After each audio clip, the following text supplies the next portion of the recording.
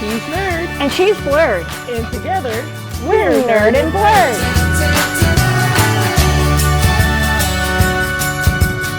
And we talk about all things STEM, scouting, and fun.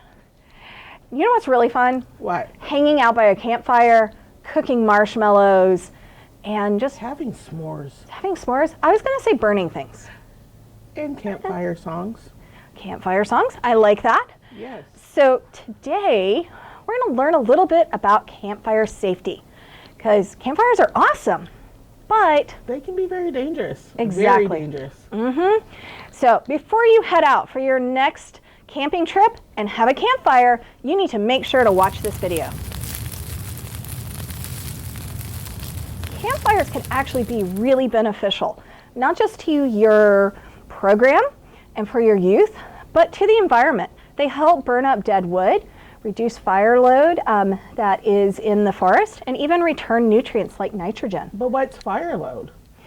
That is, fuel load. Used the wrong word there. Fuel load is the amount of things in the environment that can burn if you have a forest fire. So all of these pieces of wood down below us are fuel load that we're going to burn in a campfire safely versus a big forest fire that could be detrimental. To make sure that our campfire is safe, we need to make sure that our campfire has the 3 C's. That is, our campfire is concise, our campfire is controlled, and our campfire is contained. So, unfortunately, our campfire is none of those things. None. Yeah. So, concise means you're building your campfire for what you need it for. We're 2 people, we're having a campfire just for a short time to roast some marshmallows, and we have a giant fire. Not concise. No. And contained, we want to make sure that there is a container or a rock ring around the fire to make sure it doesn't go, well, to burn everything else.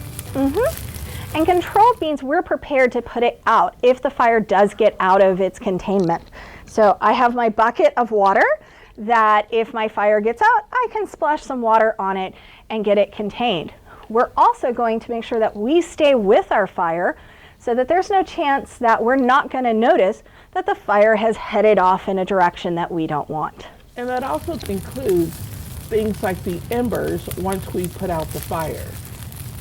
Something as small as just a little burning ember can actually create a forest fire. Before you head out and you pack up all your wood and get ready for your campfire, you need to make sure that you're allowed to have a campfire. There are a lot of state and local regulations that you need to check on before you book your campsite. Like, is there a burn ban in the county that you're going to be camping in? Does the campsite allow for fires, open fires? Mm-hmm. And what are the regulations if you have a fire? Do you need to get a permit or do you need to have extra supplies? Along with finding out if there's a burn ban at the campsite, you need to call and check in with the ranger. Make sure that campfires are allowed and what are the rules, especially if you've never been to the campsite. So, hey, Ranger PJ? That's what you say, Ranger PJ? Wow! These rangers here are so responsive. So, I want to have a campfire at my campsite. What do I need to know? Well, you got to make sure that you have a designated fire ring in your site, and that's what you want to use. You don't want to build a fire directly on the ground. If you are Dutch oven cooking, for example, and you need to get coals ready, you want to make sure you have an elevated surface so you're not putting scorch marks on the grass. Now, I have a lot of units that'll bring out firewood. Don't do that. We're not a state park. You're more than welcome to collect firewood on site. Remember what we talked about the fuel load. If you collect firewood on site, you're helping us reduce our fuel load and be forest fire safe. Yeah, and always have a bucket with water handy so that you can put out your fire. Whenever you put out your fire, your ashes must be cold to the touch. So make sure you thoroughly douse your fire and you stir it around real good with a stick or a shovel, and it has to be cool to the touch before you leave. Awesome. So should I also have a fire extinguisher with me? Well, a fire extinguisher isn't necessary, but it doesn't hurt. Okay. And what do you think of my awesome fire here? I think it's too tall. Thank you. And that is true. We have followed none of our 3 C's. Later. Netta, I just found out that the campsite we're going to has a burn ban. Should we cancel the trip? No, we're going to keep camping. But we can't have a campfire. Yes, we can. How? Candles. Okay. There are many alternatives that we can use to a campfire. Candles is absolutely one of them. The big thing about candles, make sure you use on a durable surface and don't leave them burning if you're going to step away from your campsite. Also, just use a few candles. You don't need to make a 1 foot high flame out of them. Yes, but there are other alternatives that you can use. Electric campfires. Boot.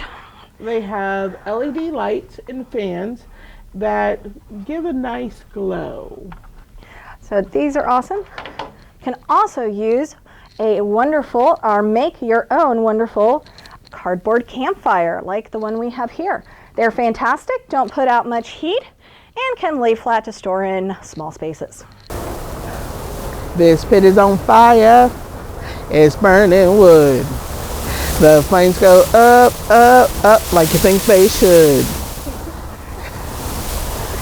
So we are out here with a real fire, not cardboard, and we're going to talk just a minute about how to put your fire out safely. You need to learn how to build a fire.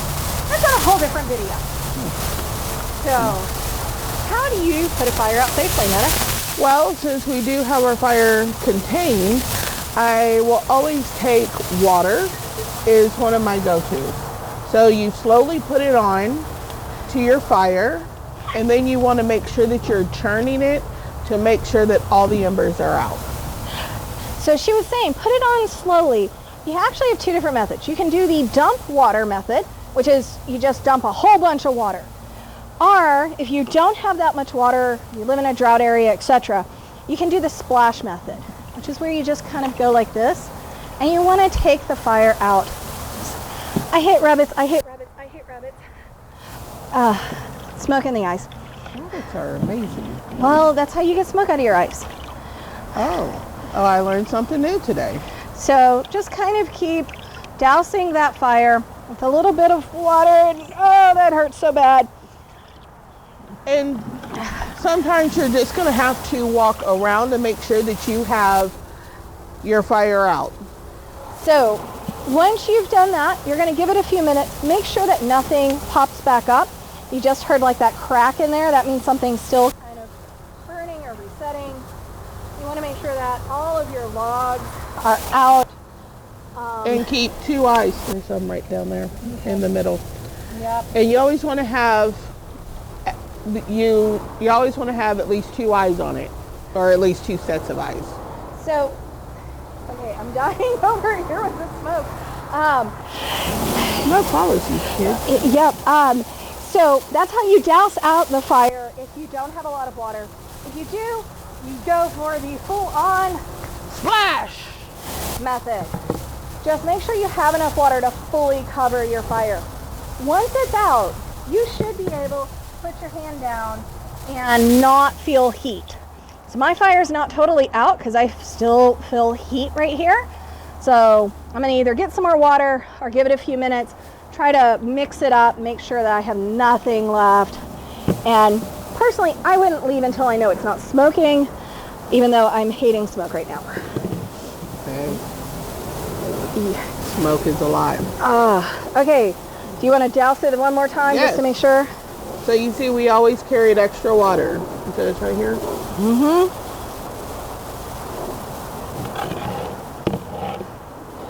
Okay. So we'll still give it a little bit, some time to really make sure that the fire is out. Yep, they're still warm. One of the other things to remember, if you have your fire, you want to break up any of your burned remains, because really something like this isn't that usable for nature. But if you break it up and it's in little pieces, those are nutrients that can be reabsorbed to the soil. So try to burn everything and break up your remaining ash into as small pieces as possible. That also helps you make sure that your ash is cool. And that there's no hiding embers within the firewood pit, so we don't have to risk a forest fire. Much later. The day is done, our campfire is almost out, and we're going to head to bed, considering it's halfway through the day. Like 12 o'clock in there. No. But we're done for this video. Please join us for another video later where we're going to learn how to build campfires and make your own campfire starters. And s'mores. And s'mores. Yeah, and we will have real marshmallows for our s'mores, not just little foam sticks like we had this time. Yeah, well, don't eat foam, kids. All right, so thank you very much. We will see you later, and thank you for joining us at Nerd and Blerd. Bye. Bye. Do you say the next line, or do I? No, you do. Okay. All right. 1, 2, 3. Hi. I'm gonna go crawl under the desk now. Okay, you start.